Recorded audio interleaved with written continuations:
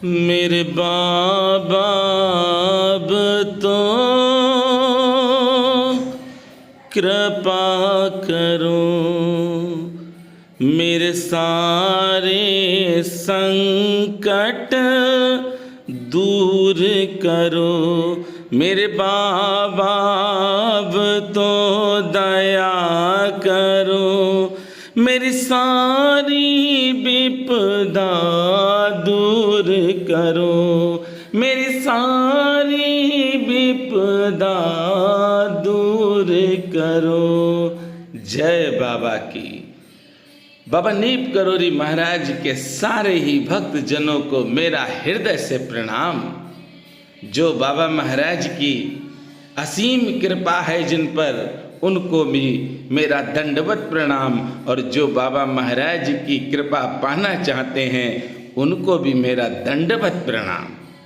आपने बहुत से यूट्यूबरों को देखा होगा, बहुत से फेसबुक ग्रुप वालों को देखा होगा, बहुत से व्हाट्सएप ग्रुप वालों को देखा होगा।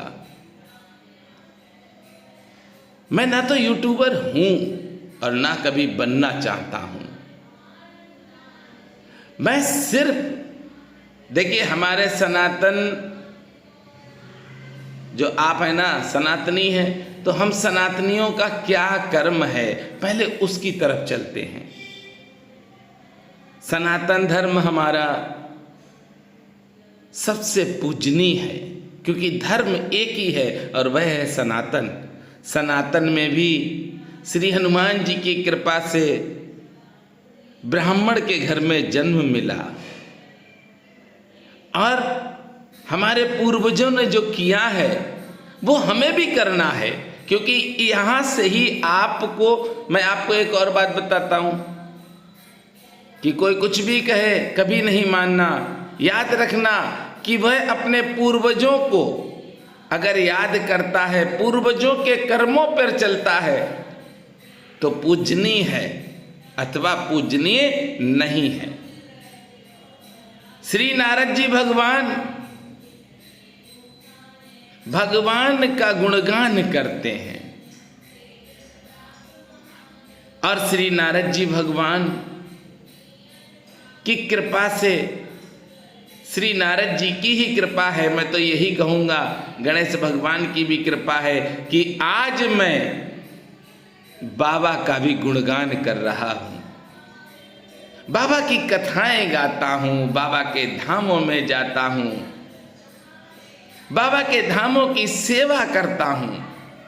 ये सब कृपा मेरे ऊपर मेरे बाबा की और हनुमंत लाल जी की है। आप दर्शन कर रहे हैं नीब करोरी महाराज के साले साहब के। मैंने आपसे कहा था कि आश्रम में जाओ, मिल जाए तो खाओ प्रसाद, और ना मिले तो अपने घर चले आओ। श्री धाम वृंदावन में पहुंचे, मामा जी मिले और मामा जी ने कहा चल भोजन प्रसाद का टाइम हो गया, भोजन प्रसाद कर ले। मैंने मामा से कहा मामा मुझे जाना है, पर मामा ने कहा नहीं, करके ही जाएगा। इतनी हिम्मत नहीं है कि हम मामा को जवाब दे सकें। हम शांत हो गए। क्यों? उसका कारण सुनो। मामा संत हैं, और एक बात आपको बताएं, श्री हनुमान जी महाराज सिर्फ संतों की ही रक्षा करते हैं, असंतों से दूर रहते हैं, संतों के नजदीक रहते हैं। साधु संत के तुम रखवारे। साधु कौन है? साधु वह है जो हमेशा आपको प्रेम करे, आपको आशीर्वाद दे। मामा ऐसे ही है। मामा इतने कृपा पात्र हैं कि बाबा नीब करोरी महाराज के पास जब भक्त बहुत ज़्यादा आ जाते थे, मामा बताते हैं, तो बाबा कहते थे जाओ देवरा बाबा के दर्शन करने चले जाओ। मामा भी देवरा बाबा के आश्रम में जाते थे। देवरा बाबा सरलता से नहीं मिलते थे भक्तों को, पर मामा से देवरा बाबा की बात घंटों होती थी। मामा ऐसे कृपा पात्र हैं जिन्होंने देवरा बाबा का भी बहुत आशीर्वाद पाया। ये तो कृपा हनुमान जी महाराज की है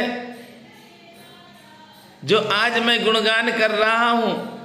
अरे मामा ने तो श्रीधाम वृंदावन में एक संत हैं जिनका नाम है पग्गल बाबा, जिन्होंने प्रभु राम जी के सशरीर साक्षात दर्शन किए हैं, जिनको हम सब जानते हैं पग्गल बाबा के नाम से। बाबा नीप करोरी महाराज की कृपा देखो कि मामा जी पग्गल बाबा के साथ भी बहुत रहे। बाबा नीप करोरी महाराज की कृपा से मां आनंदमयी के साथ भी मामा रहे। सबका आशीर्वाद पाया मामा ने। कृपा किसने की? गुरु ने। और गुरु कब कृपा करते हैं? जब भक्त निर्मल हो। भक्त कैसा होना चाहिए? भक्त को ना अपना मान पसंद हो, ना अभिमान पसंद हो, ना मान पसंद, ना प्रशंसा पसंद, ना बुराई जब होती है ना, तो अक्सर क्या होता है, जब बुराई होती है तो एकदम से उग्र हो जाते हैं। ये भक्ति नहीं है। भक्त की अगर बुराई भक्त के सामने भी करोगे तो भक्त बोलेगा नहीं। आज इस वीडियो को इसलिए बता रहे हैं क्योंकि मामा ने सब कुछ देखा है और मामा ने जो बताया है वही मैं आपको बता रहा हूं। भक्त सरल होता है। हम रामचरितमानस को भी पढ़ते हैं, हम सुंदरकांड को भी पढ़ते हैं, पर सत्य कहना कितने सनातनी हैं जो अमल करते हैं। अमल करना शुरू करो, निर्मल साफ हो जाओ। कोई आपकी बहुत प्रशंसा कर रहा है, ध्यान मत दो। कोई आपकी बहुत बुराई कर रहा है, ध्यान मत दो। क्यों? क्योंकि आप साधु बन जाओ। अगर आप साधु हो गए तो क्या होगा? साधु संत के तुम रखवारी। श्री हनुमान जी महाराज आपकी रक्षा करेंगे। अगर आप किसी के लिए भी गलत वचन मुख से निकालते हैं तो याद रखना, कभी जीवन में आपके ऊपर कृपा प्रभु की नहीं हो सकती है। कभी भी आपके ऊपर संत कृपा नहीं हो सकती है।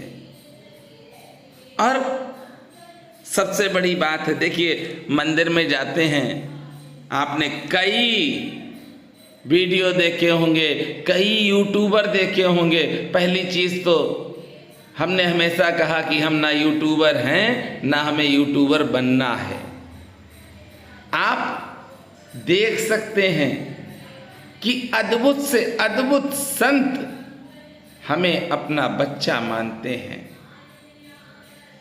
चाहे स्वामी रामभद्राचार्य जी हों, चाहे संत श्री गोरेलाल जी महाराज हों, और चाहे खरगोन के सियाराम बाबा ही क्यों ना हो। ये कृपा है। राजेंद्र दास जी भी हमें बहुत प्रेम करते हैं। कहां तक कहूं, अरे जिस धाम की हम सेवा करते हैं, किला घाट धाम की, उस धाम में बहुत से संत रुके हैं। बाबा नीप करोरी महाराज का अद्भुत धाम है किला घाट। इस धाम में संत श्री उड़िया बाबा भी रहे हैं।